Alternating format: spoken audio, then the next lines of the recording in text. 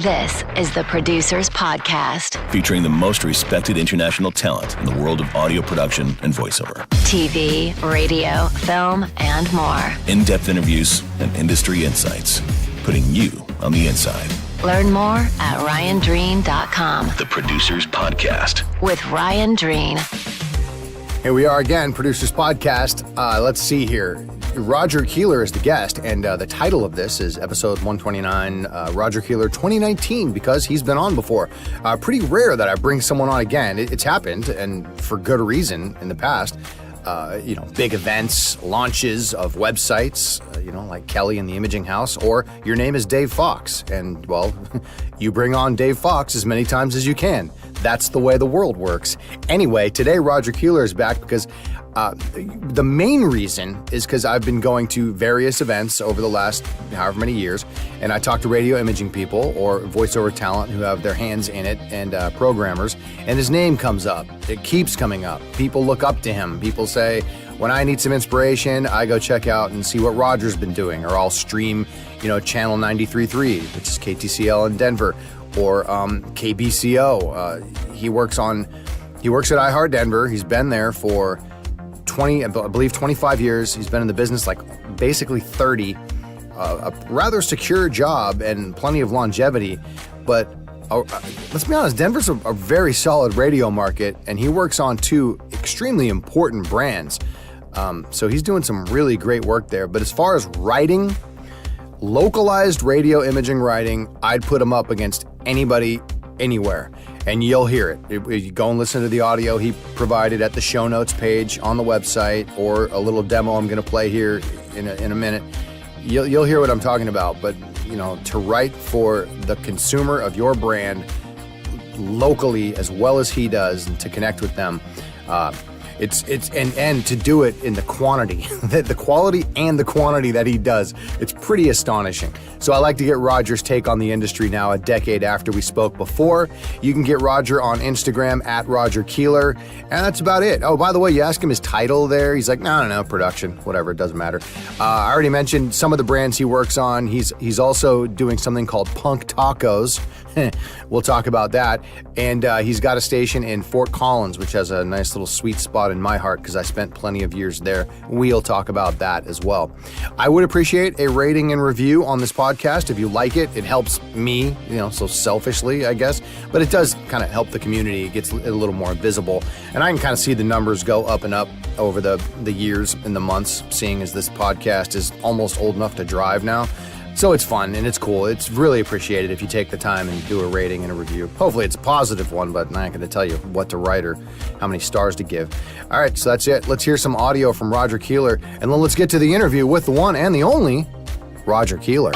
Channel 93.3. Channel 93.3's Coloradopedia Spotlights 303 Day. Hello, today we're talking about the greatest day of the year, the day when we celebrate all things Colorado. I mean, where else can you go where people worship a 32-foot tall blue devil horse? Or celebrate a Mexican restaurant where only children can eat the food? And where else can you name that has more weed stores than liquor stores? I'm talking Colorado, the greatest state in the universe. So come celebrate with us for 303 Day. Thank you.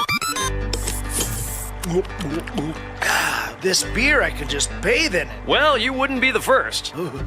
Platte River beer from Rhino. Brown, earthy, a little skunky. It captures the essence of Denver's Platte River. I haven't had a beer like this since City Pond Stout. Diuretic, bitter, a bit goosey. That's Platte River beer. Oh, I can't drink this. It is an IPA. Then I love it. Grab a mason jar full at a loafing jug near you. Platte River beer. We're the kind of people that drive a car that costs about as much as all the snowboard gear we throw in the back of it. Oh, you too? Cool. Colorado's finest rock Is on Radio 94.9. Yeah, let's go ride sometime. If you've ever gotten really excited when your favorite brewery brought back that double pale ale you love, then you've probably found the right radio station. Colorado's finest rock. Radio 94.9. Hello? Crested Butte is calling you. Tell Crested Butte to text next time like everybody else. Where'd this payphone even come from? Experience the last great Colorado ski town with 2 nights lodging, lift tickets for 2, and no I-70. You had me at no I-70. All you have to do is listen to some songs and let us know what you think at KBCO.com. Roger Keeler, thank you for joining me on the show again. I'm honored and privileged and so excited to have you. Thank you. Thank you, Ryan. I think it was 13 years ago. Yeah. It was 2005. Yeah. 14 years ago.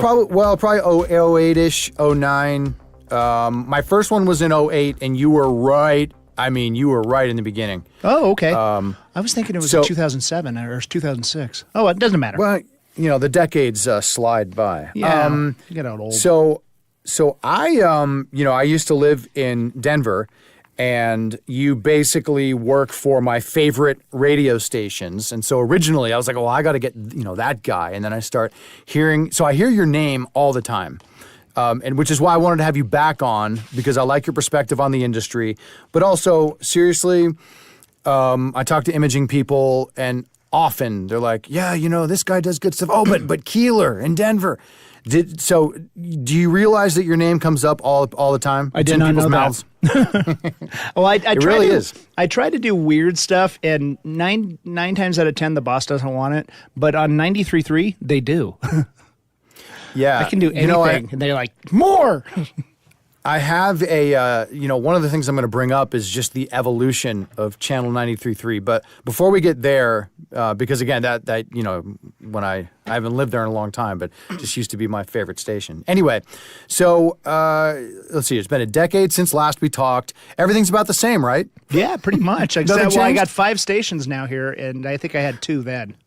Yeah. So start there. What are your 5 stations now? What I do Channel 93.3, that's KTCL. I do 95.7 The Party. We just got a new PD, so a lot of changes. We have KBCO, that's a big one.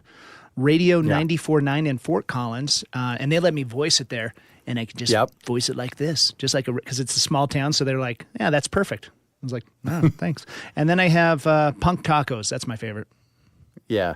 I'm going to get to Punk Tacos here in a little bit, too. I made a note of that. So I was joking with you. Not joking. I was being serious when I asked the question. But I said, officially, what is your title? And what was your response to me? I don't really know.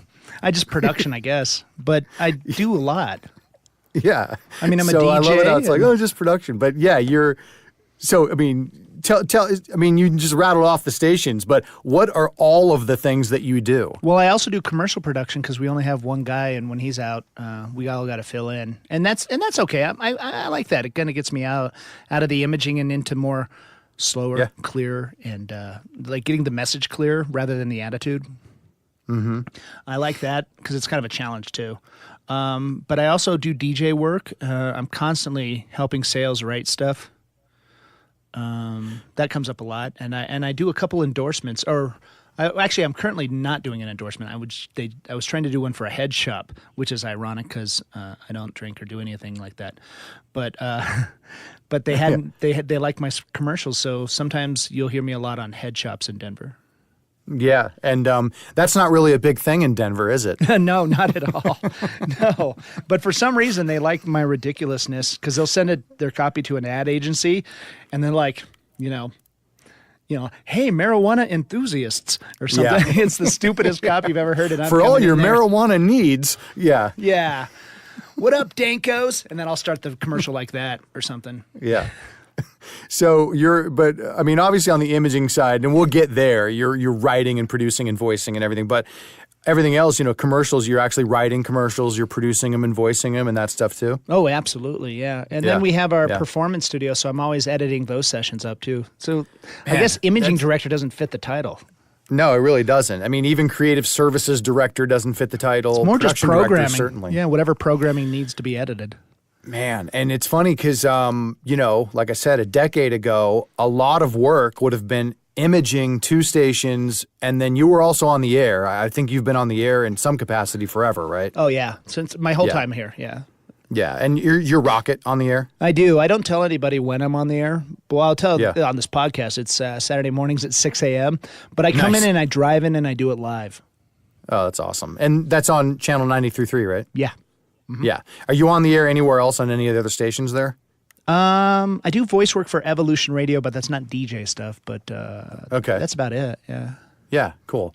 But yeah, so it's funny. I mean, 10 years ago, 2 stations and on the air a little or whatever. People were was calling a me lot. crazy for doing that. Yeah. Yeah, exactly. And so now 5 stations plus commercial production plus you write everything plus you're on the air and you're cutting up, mixing, editing, mastering, etc. the live stuff too. So doesn't that seem crazy that I guess you just deal with what you have to do, right? Well, yeah, and I forgot one station, so I guess it's 6. I help out with the Bull too. It's the country station, but but the country and the CHR, both of those stations write everything for me, so I just got to slap it together. And when you say help out with the Bull, you actually produce imaging? Yeah, like Josh Jensen does it for them. Like he does their full-time package. But there's always stuff that comes down from corporate last minute that just needs to get on the air now. Stuff right, like that. And I'm that guy. And since Josh is in LA and you're sitting there, it's sometimes... And I'm literally 5 feet from the Bull studio door. So they just, hey, Raj, can you help us out with this? And I'm like, okay, yeah, whatever you got. I'm happy to be here. I'm happy to be employed. Do you like producing country? I don't notice any difference from that in CHR, with the exception of the hoots and hots and ooh, ah, yeah, all the screams and shouts. But yeah. What about music? Do you like country music? You know what? As I get older, I find that my music tastes are totally upside down. I've been taking jazz guitar lessons for 7 years, and when I listen to, and so that's one random style. But then when I listen to country, it feels happy and peaceful, and I find that at this age, I'm 46. I'm going to be 47 in a month. I find that that's kind of more important to me, is finding a good song that's about wholesome things. I don't know. Yeah. Is that weird? Well, no, not weird at all. I mean, I've liked country forever, and I don't really like it when people say, "Oh, I like all music except country," and it's a cop out, and I just don't believe it's a hell of a cop out. These guys are brilliant. Yeah. I mean, and they're real people that had real struggles, just like me. And maybe that's why, as I get older, I find that I have more in common with the country artists than maybe I do of the the younger alternative or even top 40. Right, and some of the EDM, folks that are just it's a totally different lifestyle. They all have value, though. I mean, everybody that's making music has value. Yeah. Another thing that I'm going to get to in a little bit is your musical endeavors, but let me try and stay on track. So you're also celebrating an anniversary there, although it's not quite the momentous one we thought it was, right? Yeah, we thought it was my 30th anniversary in radio, but it was 29. It doesn't happen when I got my radio license in high school. That's great. So 29 years, and how many of those years in that building, effectively, or at least in that little group? This is my 25th year here. I started in 94, so in Labor Day I'll have 25 years. Yeah, and did you start working on KTCL in 94? No, it was KBPI. Okay. KTCL was in Fort Collins at that time. I was going to say, because I started college in Fort Collins like right when KTCL was, I think, right when they moved. Like they moved in 95-ish or something, right? 95, 96? Yeah, that was a weird deal. And I was ready to quit and go to work at a TV station in Arizona, and they're like, KTCL's coming down. I was like, what? That's my favorite radio station my whole life. Yeah. Right. And they were like, and it sucked because some other guy got the production gig as soon as they moved over, and I was jealous for about 2 years. And then he messed up, or he didn't mess up. He started, slipping up and just wanted to do something different. So I was right there with a demo that they needed. Nice. So you were on, BPI was definitely a powerhouse, though. It so you was were monstrous back in the 90s. Yeah. I mean, we had I remember one time we celebrated, we had number one in every day part. Yeah. We had the trifecta. It just goes to show you what's happened to rock radio over since last we spoke even, but definitely since the 90s. Well, they moved KBPI's frequency, and that really, I think they're struggling right now, but they're also in a new era where people are using the app more too. And as soon as you get those people to turn over, and apps are becoming more useful, like in your car, and that's in the last 2 years that it's an actual functioning device. So they got moved to an inferior signal, but they're on in Colorado Springs and Fort Collins. So they're on the like whole state. What is it, 107.1 or something? They're on like 4 sticks. Yeah, 107.9. Yeah, and it goes, you can get all the way up to Cheyenne, Wyoming. Yeah, so they're basically like blanketing north to south, but they're not on the big monster 106.7. Yeah, and when you get close to the mountains, you get it's like a reflection of the transmitter, it bounces off, so you get like a little bit of distortion. What's it called? Multipath? Something like that, where they hit each other. Yeah, I'm not that's above my. Yeah. Yeah. Clearly, I know what I'm talking about too. Yeah, it sounds right though. You sound right. Yeah, I'm but sure the closer you get to the Front Range Mountains, it'll bounce off, and you'll get like a double effect, almost like a chorus. So, as far as kind of just I'm going to use the term alt really generically, but as far as alt stations go, so you've been on KTCL / Channel 93.3 for over 20 years, 24 years, whatever it is. Yeah, I think, Nerf and I started in 1999. So 20 years. How do you explain the success that Channel 93.3 has had for that long, especially in eras where alt sort of went down, wasn't really, and then, it's been coming and going, but how do you explain that? I would like to take credit for it, but I can't. You know what we do? You take some credit. If you listen to our station, everything's about Colorado. I could give two shits about what's going on in LA or making the charts or this, and this. So when I do imaging, I don't think about anything other than Colorado and how does it affect you in your car.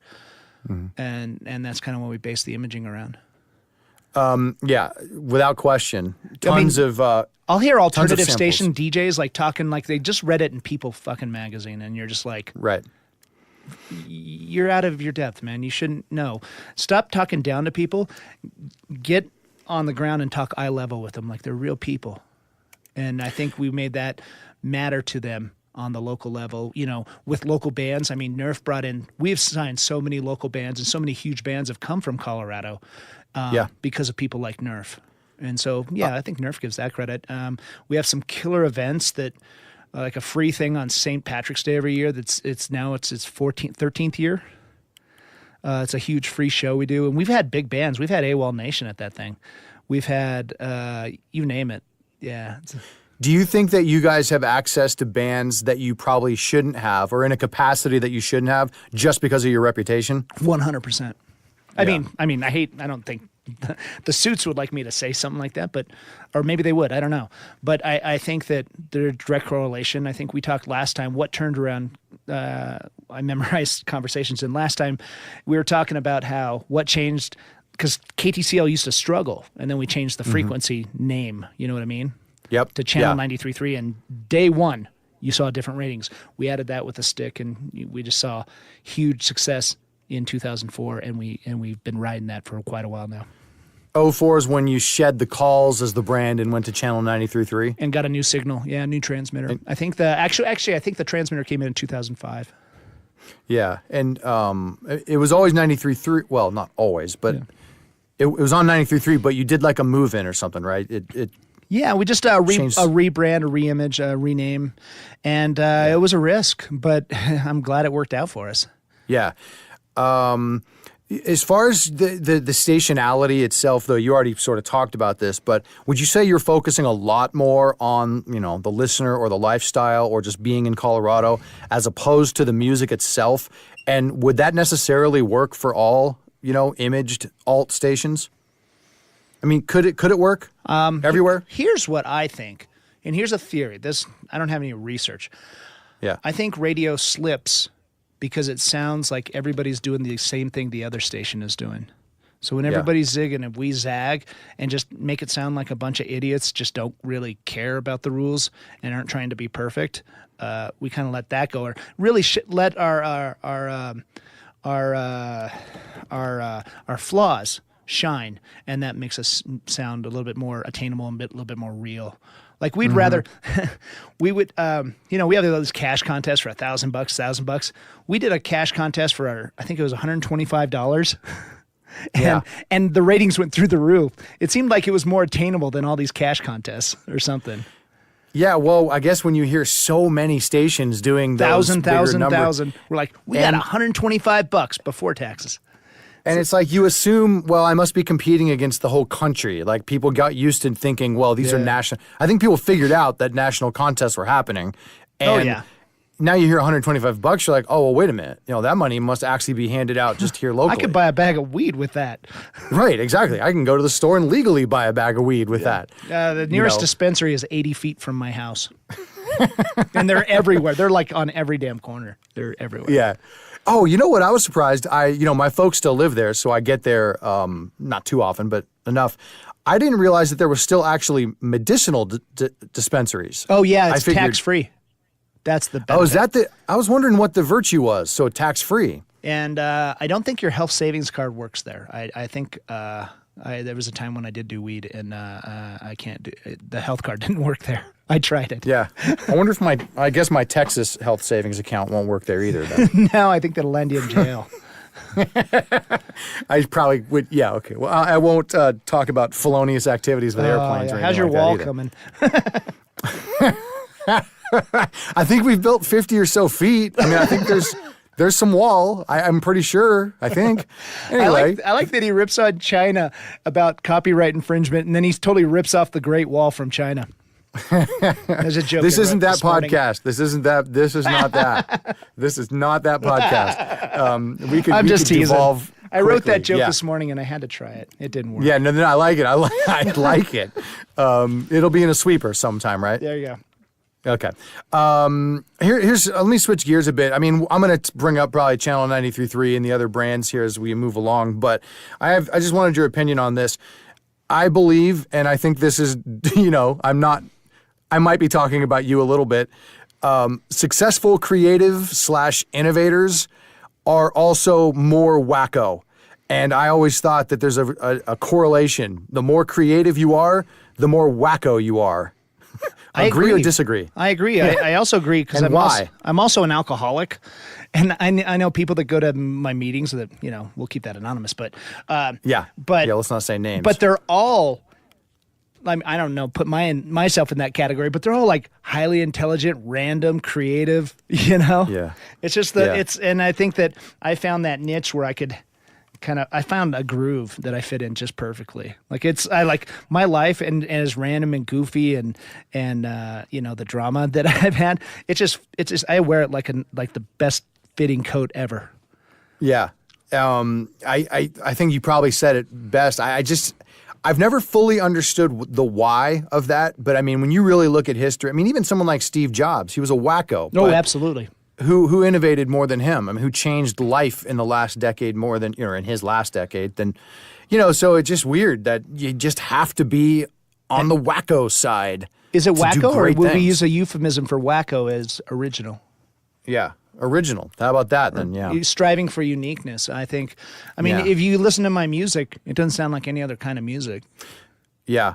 So here is something before we, dive down the rabbit hole of, punk tacos, for example, and your musicianship. Daily, to give people an idea of what it is you do daily. When do you get there? How's your time divided? When do you leave? Talk in those terms for us. I try to get here, I'd say between 8:30 and 9. And then I leave at exactly 5, no matter what. And I used to just stay all night and all day, but I learned if I set a deadline, it keeps me focused. And more productive? Yeah. And I don't, another thing that helps, I don't drink caffeine after 7 a.m. After 7 a.m.? Mm-hmm. Okay. Because if I do it during the day, I can get off track and I can get scattered with so many people coming at me from all directions. I mean, I have 5, 6 PDs in this building I got to deal with, plus a sales manager. It's like I can get off track really easy, but if I kind of stay calm, I can stay in control of it. Yeah. Oh, that's and I can just stack everything on top of each other. And I have a little list. It's handwritten. And there's 5 things on it every day, and I just check them off, the most important things. And then there's a lot of filler for updating and stuff. So, is checking off lists like cathartic to you as well? Yeah, I after reading the 4-hour workday, I heard that you can't have a big giant to-do list through Outlook. You got to make a little handheld one. Okay. And just like little scribbles like, oh yeah, I got to do this promo, I got to do this, this, and this. And then it's, But if I do it through Outlook, stuff falls through the cracks all the time. Yeah. I definitely see that. I keep mine digitally, but I use like Keep, actually. Google Keep is what I happen to personally like. Okay. But yeah, I think a handheld, I didn't read that, but I think a handheld list would make sense. I think maybe that's more the cathartic thing where it's like, because there's so many digital stuff that I like to shut it off. Yeah. I have to shut it off. But I come in, and I come in and I first will walk into KBCO and I go, "What's broke?" And he goes, "Nope, nothing today." And I go, "Cool." And then I go to the next PD. "All right, how are we doing?" And he's like, gives me, "Hey, can we work on this?" "Cool." And I write that on the list. And then, I just go through and I talk to 3 PDs. And then usually, there's usually a meeting at least once a day, something that I wish I wasn't involved in. But I must be good because they keep asking me to be in them. So Exactly. I guess out of your day, is it 90% producing something? No. Or no. So it's a bunch of screwing around going to meetings. Yeah. I think my actual production time is probably 3 hours. Okay. And that's Not even sad. half. And that's sad. but I mean, it's a solid 3 hours nonstop. And you already talked about that you're working solidly for 5 stations. I know that 94, I'm going to say it wrong. What is it, 94.9? Radio 94.9 in Fort Collins. Yeah, Radio 94.9. That's in Fort Collins. They're physically in Fort Collins, right? They're not originating from Denver. Yeah. So you're obviously not there. No. How many actual Denver iHeart stations are in the building you work in? Well, let's take KBCO, KTCL. Is it all Party, of them? The Bull, and Punk Taco. So 5 are in Denver, and then 1 in Fort Collins. And then what about like KOA and other stations that you don't work on? They're upstairs. Okay, I don't you're all them. in the building. Yeah, we're all in the building. We have 9 stations here. Yeah, so it's a megaplex. There's a lot of activity there. Yeah.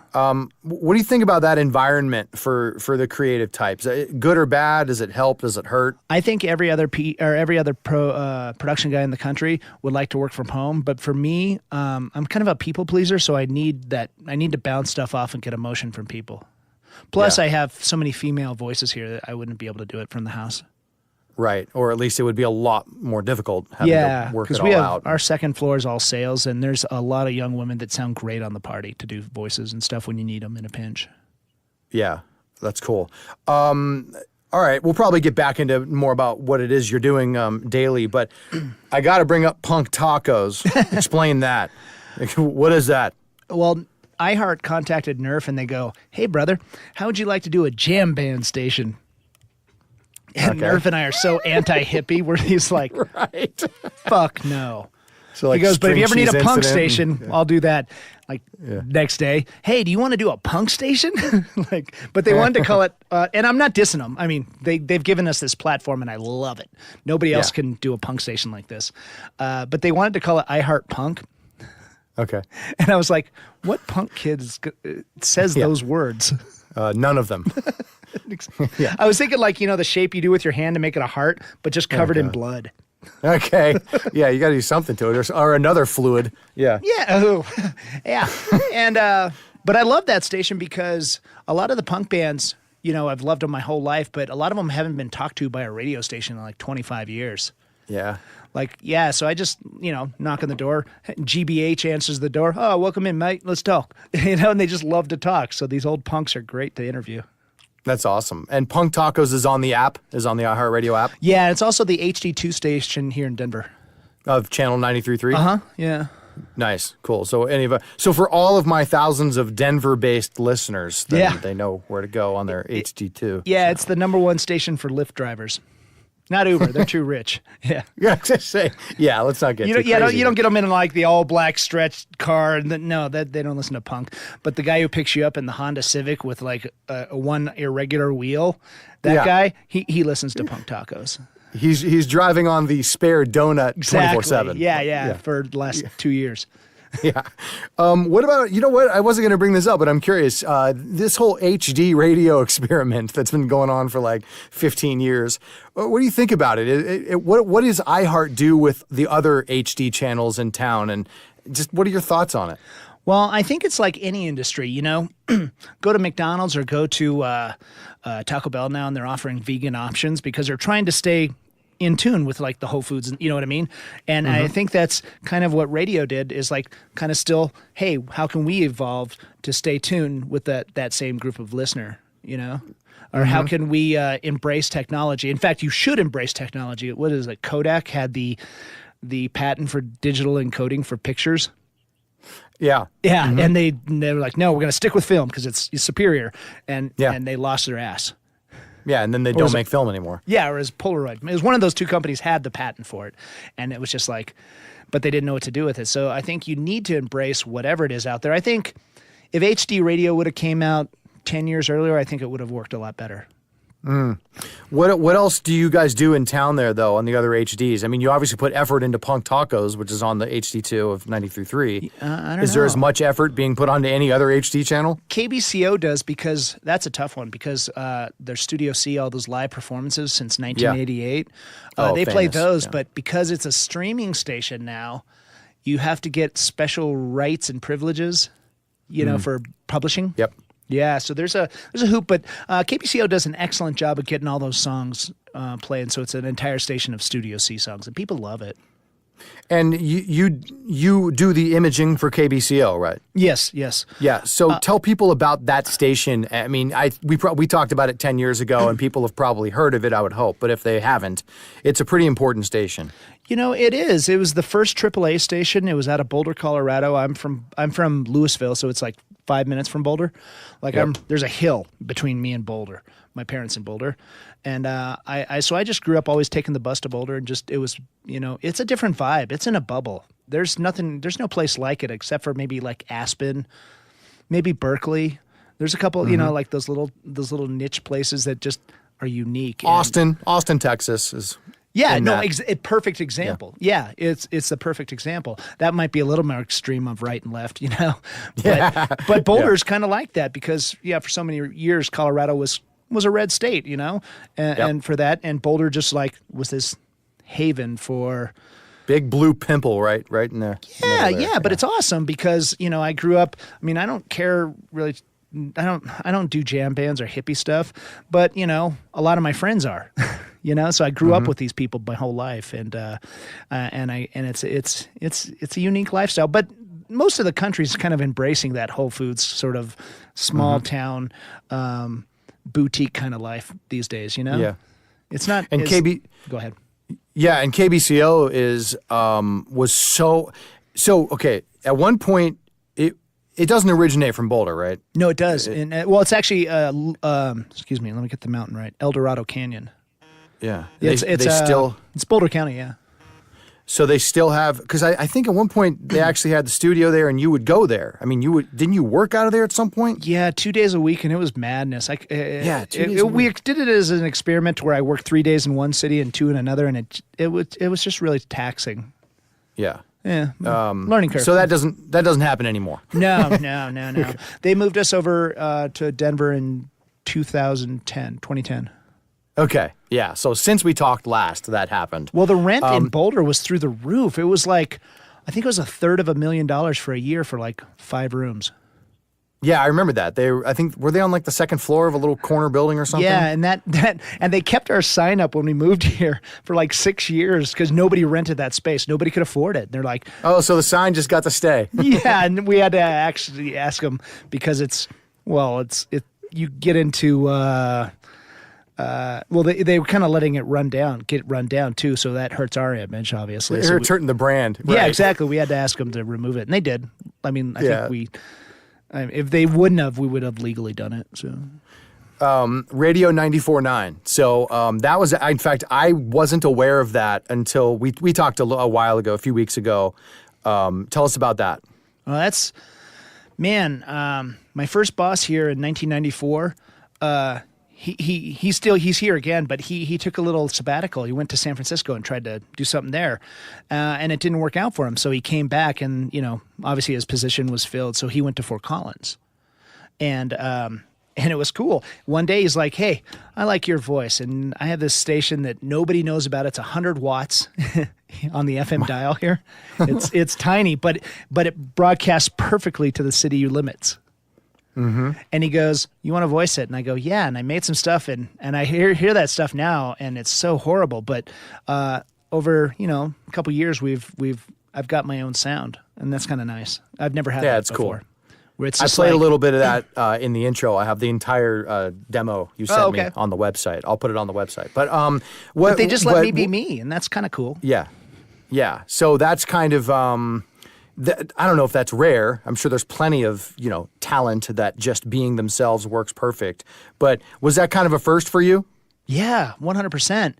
And so far, I thought it would lead to more stations, and so far, nobody's picked up on it. Well, I'll send my demo though. out, and they're like, wow, that sounds really good, but not what we're looking for. Exactly. I love that one. Oh, no, it's great. It's just not something I want. Oh, yeah, you sound great. Yeah. But good luck. Good luck. Don't let the door hit you in the ass. All right, get out of my office. Yeah. But that's a great station because it's nice to drive up to Fort Collins because Denver's so saturated now with people and the traffic. So I love driving in my car going nowhere. And I'll head up there, or maybe Punk Band will be up there, and I'll go get IDs or something, and I'll drive up there, and it sounds so good. Even though it's 100 and some watts or 210 watts or something like that, it sounds so good in the radio. It's nice and warm, where I don't think on the app it sounds as nice and warm like it does in a real radio. It's like an album. It sounds I was going to say, it's like vinyl. Yeah, vinyl versus really anything else. Yeah. Yeah. Fort Collins is a great town. I had a really, really maybe too good of a time there for 5-ish years in college. But I highly recommend a visit if anybody's going to Colorado. It's worth swinging up there. Yeah. All right. Well, maybe organically we'll talk about other station stuff here. But writing is something I wanted to make sure I spent some time on. Okay. You've already alluded to it, but, maybe you've already answered this, but your goal in writing, and let's start with Channel 93.3. Okay. I don't know. Do you have a singular goal? What's your process? Because you have a unique style, and that station is extremely unique. Oh, this is gonna be a horrible quote. I don't give two shits about the promos. Great. Everybody in there was like, "What?" That's like but that's your most important thing that promotes you. But I think maybe that's the allure of Channel 93.3 is that we don't take ourselves seriously. So it's like, I'll just have Malcolm and I'll just have him voice it in first person. Hey, it's Malcolm, voice guy here at Channel 93.3. Well, that's a side gig. My real job is head groundskeeper at Fiddler's Green. So I'm mowing the lawn right now, and we'll just get him in different jobs.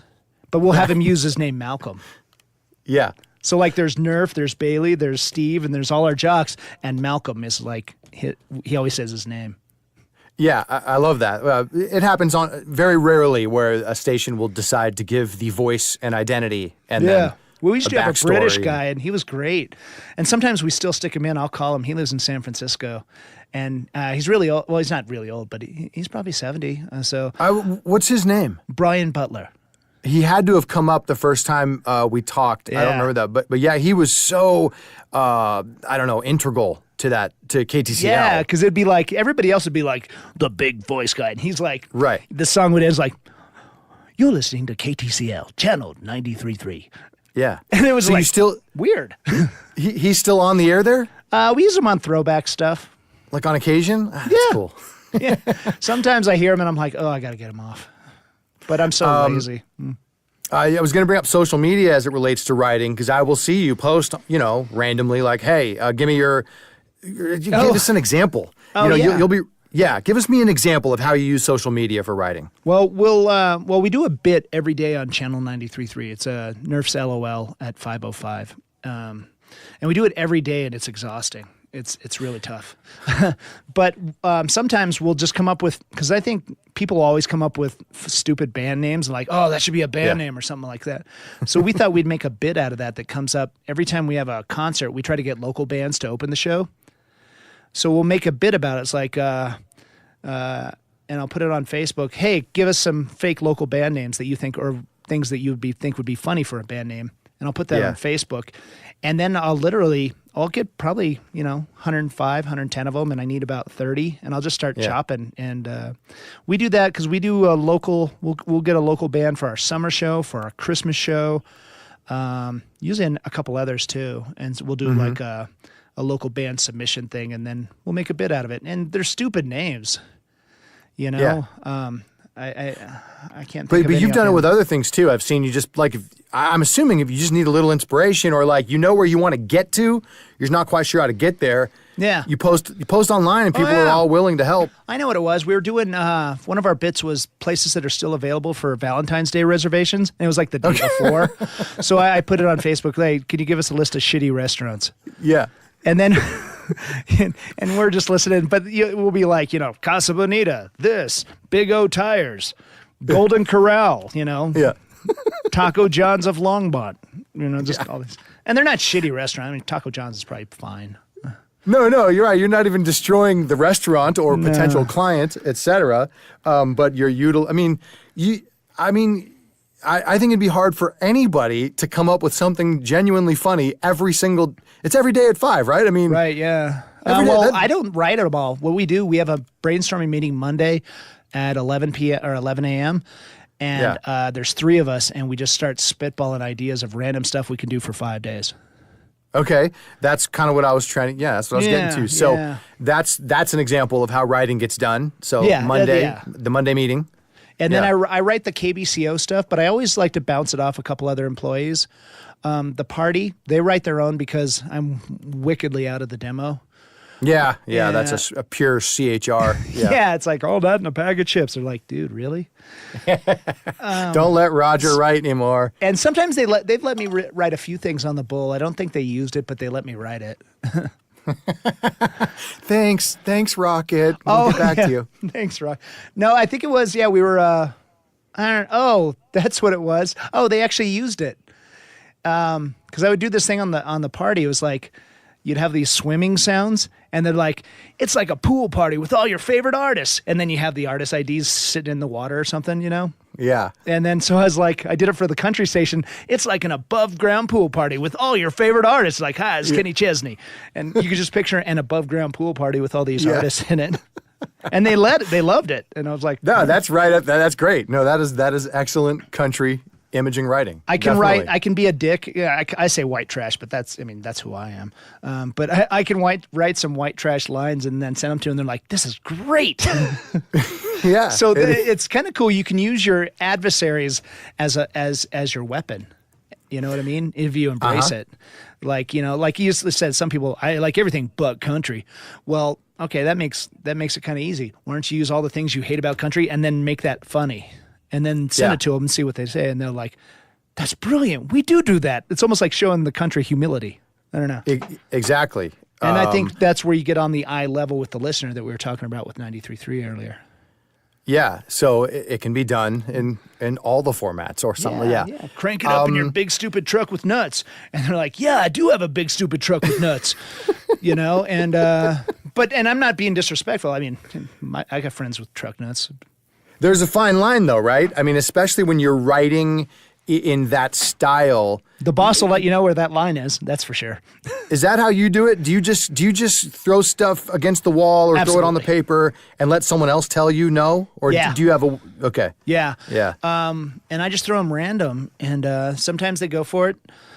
A lot of times they don't, but so I don't take it personal. I think a long time ago I learned that if I try and do mad scientist and come in here and run the whole show, I'll lose my fucking mind. But if I get up and I go and I just drive I don't even drive in the fast lane. I hop in the right lane just to stay calm. Yeah. And I get here at a nice, even keel. And, I meditate in the mornings and stuff, like about 20 minutes, just like pure science. And it helps.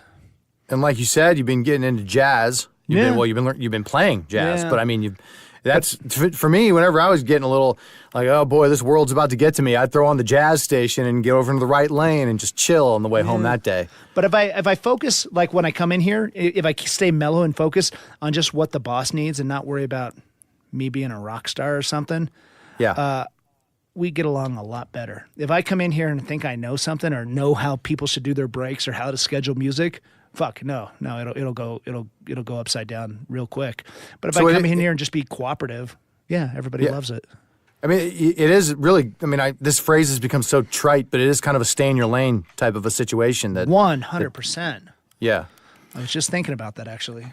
Yeah, and that is also how you get to work at a legendary cluster of stations for almost 30 years. Yeah, I mean, I hear some shitty commercials. I mean, I don't mean that in a disrespectful way, but just some really remedial Yeah. You know what? You did commercial prod for a long time. You know. Oh, yeah. You get them sent to you, and you're like, we're airing that?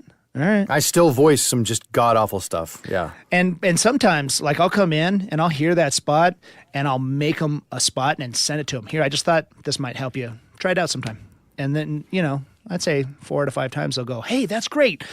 But then they're like, can we get another? Yeah, then you've gone down the rabbit hole. Yep. Yeah, so you gotta. It's tough to keep boundaries in this place because it's coming at you in all directions. Oh man. On the tech side, I mean, we can talk as much tech as you want, but would it be a true statement that in the last 10 years you've become way more of a gearhead? Absolutely. I've seen some of your videos when you're making music, and I feel like I keep seeing new fun tools pop up in there.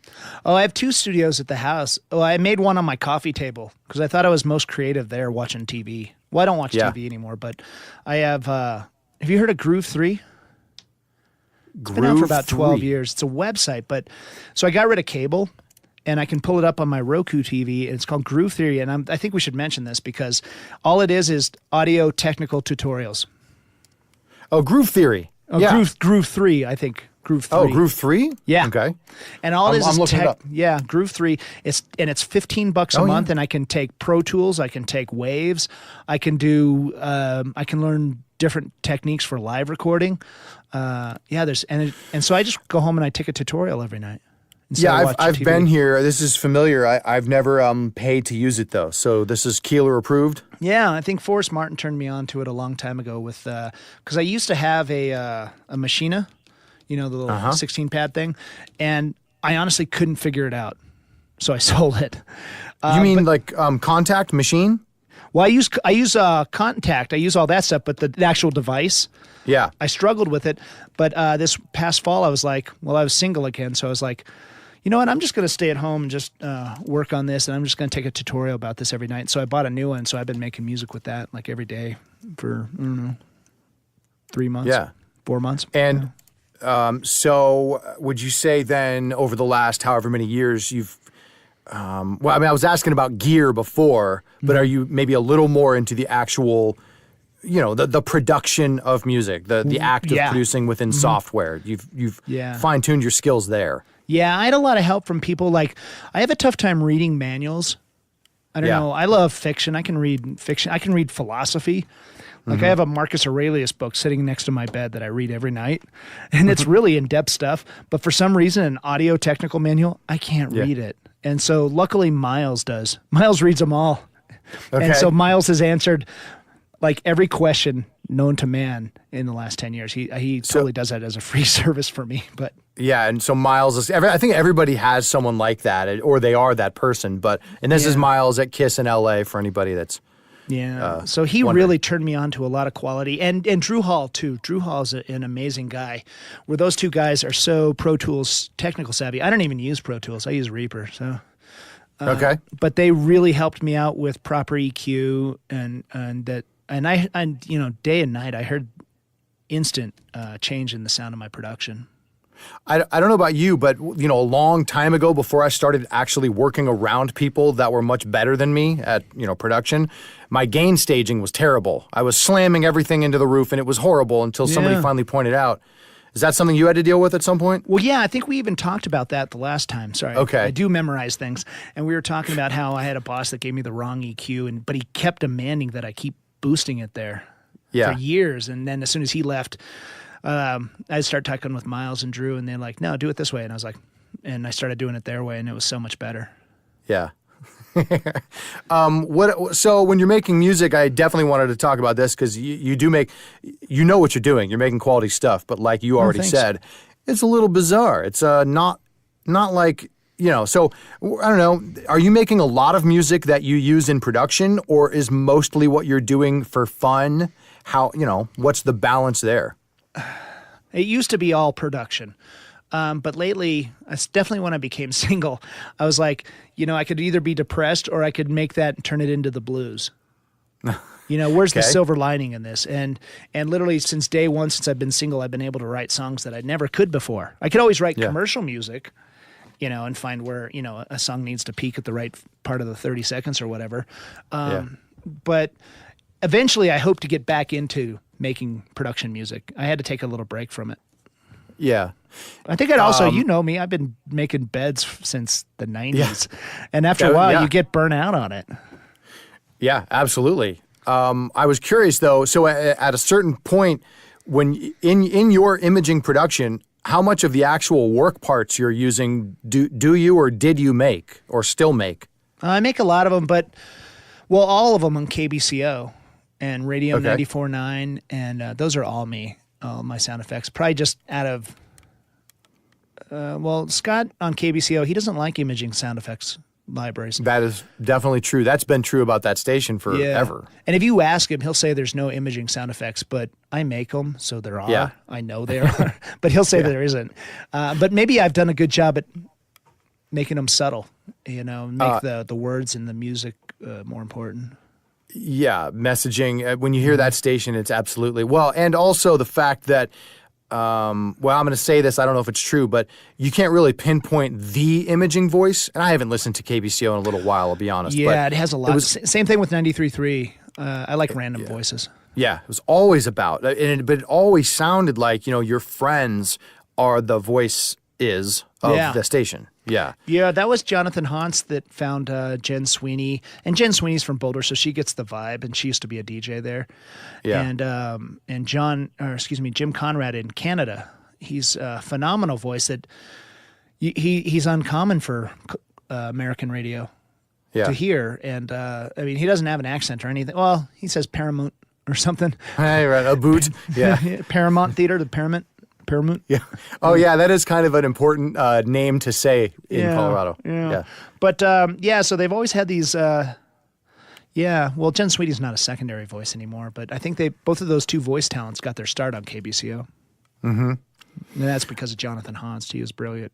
And besides this stuff you make, which obviously, as you already said, on those stations is all you, what other, audio production services or tools or et cetera do you like to use on Channel 93.3 or the Party or anything? I just use Frostbites on 93.3, or I make them.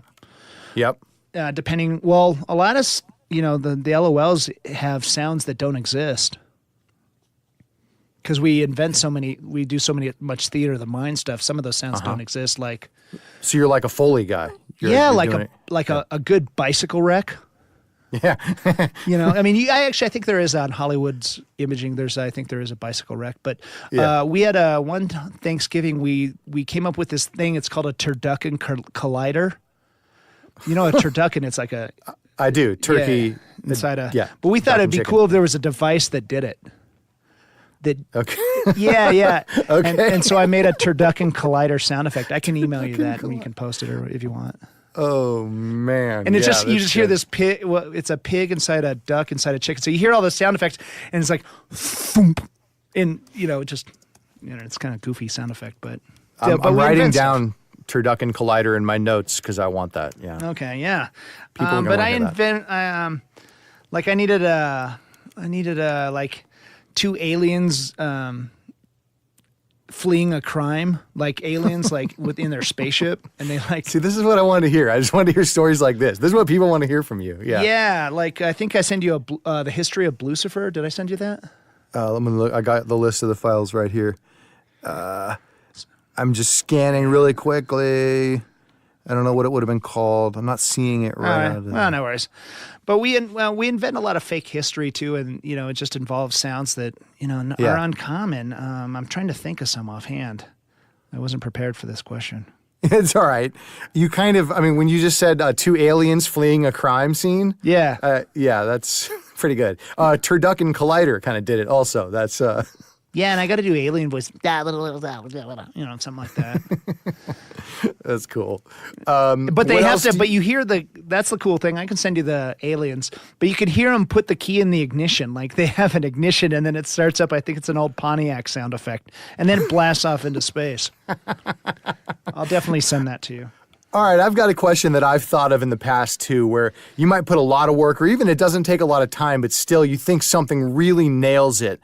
And I think those air once, but when it's probably going to just be lost on 95% of everyone who's listening. Oh, yeah. Doesn't that just suck? Yeah, and that's 90% of our LOLs. I don't think they're funny. I don't. And I think it's because I'm too close to it. Yeah. But what I've learned, it doesn't always have to make me die laughing. Right. I know that we just make one every day. I do my best. And that every time when I hear one on the air, I go, what could I have done better? Mm-hmm. And sometimes, even after because we podcast that every day, so it goes out on a podcast every day. Oh, cool. That's good. Yeah, so you can get it in your phone. Nice. And that's how they get shared and go viral. And so basically, there's the LOL's podcast that will just update every day. Like if I can subscribe to it. Mm-hmm. Yeah. Oh, yeah. All right. Well, I'll be subscribing. I'm and gonna write a note about that too. And I'll listen and I'll go, God, those just aren't funny. But then I'll hear them back to back after I haven't heard them for a month, and I go, God, those are great. Yeah. So I think I'm just too close to it. It's got to be true. Plus, I mean, how many times have you been somewhere, even a comedy show, where certain people are uproariously laughing at something, and it didn't make you laugh at all, but you look around and go, okay, well, that clearly is funny. Yeah. It's just not funny to me. Yeah. But obviously, it's funny. Well, we've done jokes that didn't land and horribly, but I think the goal is we do it every day, even if it sucks. Yeah. That is hard. I mean, that is not easy. We've had bits that ran once and we're like, yeah, not again. But yeah, you take your ego out of it. I think we all struggle with, battling our egos and our importance to ourselves. But the reality is just kind of let it go and go with the flow. And the pieces all seem to fall in place on their own. I don't know. Yeah. Yeah, man. When I'm trying to control the situation or micromanage it, mm-hmm. it's 10 times not funny. Like it's yeah. You think you get what I meant? I didn't. Yeah, when you overthink it, then it's way worse than if you just let it go. Just do it. Yeah. When you overthink it, it's personal. Then, but here's the cool thing: like when we don't land a joke, I think it fits in with our image of not even caring. Yeah. Yeah. Well, I mean, which friend do you like? The guy who's always got to be on, and it's just like, ugh. Or the person who's just genuinely kind of funny and is just normal. I think that's where we need to go. Yeah. And so we're not always trying to be funny, but we are always dorky, and that makes us real. I think that helps. I think that goes a long way rather than trying to be funny. So just talking to you now for what has almost been an hour, and it flies by, man. Channel 93.3 is still clearly your baby. I mean, you've been there so long, and it's so important. Radio 94.9. If they call me at 3 a.m, I'll come in and fix it. Yeah. Yeah. So, I mean, you've seen, not just since we spoke, but since you started on that station, 2 decades, what do you, have you put any thought into the next 10 years and what could or might happen to local radio like that? Yeah. I've learned this because, definitely you get to like me, I'm 46 and I'll be 47 soon. And you get to like, God, I'm not cool anymore. Radio's not cool, or radio's not the hip thing. And I've come to the realization, and I'll tell you where I got it from. I heard Sheryl Crow once say, when I was cutting up Studio C audio, she goes, I'm heading at that age where I'm not the young, hot thing anymore. And you know what? That's okay. I'm going to do it until the wheels fall off, because it's what I was clearly born to do. And when that happens, I'll sell my house in Denver and go live off the grid and just go buy a little, $100,000 place out in the middle of nowhere. And I found a place. I don't want to tell anybody, but it's the best ski area in Colorado. Nobody goes to. Okay. Wolf Creek. And I found a place 20 minutes away from there for $90,000. Oh, there you go. All right. Which in Denver that's unheard of. Denver's astronomical rent right now. So yeah, it's almost like San Francisco. Yeah, Denver. Yeah, we can get into a real estate show too and talk about. They legalized weed and everybody moved here. Yeah, that's crazy. So, I mean, in general, it feels like society wouldn't be correct if there wasn't a channel 93.3 to tune into. I don't know. I just don't see local radio ever actually going away. I don't think so. Well, here's the thing. I think it could, but what I think I think it'll still live big time in the smaller markets.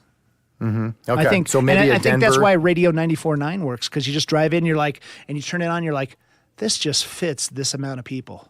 Mm-hmm. And I think you find those places. Yeah, man. Let's see here. Well, gosh, I think we might have covered it. No, hopefully again. hopefully I did you justice because I really wanted to have you back on. I'm a big fan of yours. You know that. You're a cool dude. You're a nice guy. Get you on Instagram. Roger Keeler. It's pretty easy to find you. Yeah. You're posting a lot. Let me try to get your take for. I try to ask this question at the end of every. What's that? I'm lonely. I'm posting a lot. You can tell when people are lonely because they post through the roof. That's funny. It's sad but true. Man, no, It is. It's like I'm reaching out for approval. Yeah, especially when you see more of the posts like, hey, it's like questions like, will you, what do you think of my shirt? I don't know, like, please does this shirt interact with me. Yeah. How did I wear the dress? Yeah. Is my lunch good enough today? I'm trying to think of, we're not, I'm not like Negative Nelly here. We're not saying the world's coming to an end. But for anybody that is kind of starting out, and there still are fewer, but there still are younger people that are interested in getting into this business, especially since you have quite a bit of, you can look back and you can look forward. What's your advice for people that want to have a successful career doing what you do? Do it only if you love it. Yeah. Do whatever. And that goes with any career, it's like, because I think about all the time. I'm at that age where I'm starting to get fear. What am I going to do when I'm 50 and I can't code? And how am I going to find a job? And I think about it. I'll find something involving people, or I'll find what I am good at. And so far, what I've proven that I'm good at is this. And so I just try to. I guess in my advice would be, you really got to follow your heart. And I know it's a really difficult era in America to do that because it's so expensive. Mm-hmm. I mean, especially in Colorado. I mean, it's outrageous here, and I don't know how kids do it, but get into radio only if you really, really want to. Yeah. Because, that makes sense. Because we get so many kids, they get out of college, they got all this debt, they get a full-time job here, they buy a brand new $35,000 car, and they have all this debt, and then they burn out in 3 months or something. Mm-hmm. And they're just like, oh, it wasn't for me, I didn't make enough money. Well, know it is right for you before you jump into it. Mm-hmm. And do the research. Start asking people, can you live like this? We've all been grandfathered in, so we've kind of found our place, Mm-hmm. Yeah. But, no, it's true. You started before a certain year, and you feel like you had an advantage. That's why all the jocks are 40 years old now. Right. Exactly. You don't see too many 20-year-olds or 19-year-olds as you did when we were growing up. No, they're all YouTube creators. Yeah, exactly. I started when I was 17 years old. Yeah. Yeah, man. Well, hey, this is great. I honestly, there's a few things, we could go on and on. So I'll have to have you on again. Okay, cool. We'll do a third Keeler show someday, but I listened to the other one. There's so many errors about stuff I said about technical stuff, and I was like, I've since fixed all those problems. Everybody, you know what? I'm not going to say don't go listen to the first one, but I didn't because I've known you forever, and with social media, it's almost like we see each other all the time. Absolutely, yeah. So I hope you enjoy this. But go to the show notes page. I have Roger gave me tons of audio, more than what I featured in the demo up front, and I'm going to be requiring the Turducken Collider and the aliens. Yeah, the aliens escaping a crime scene audio as well. Yeah.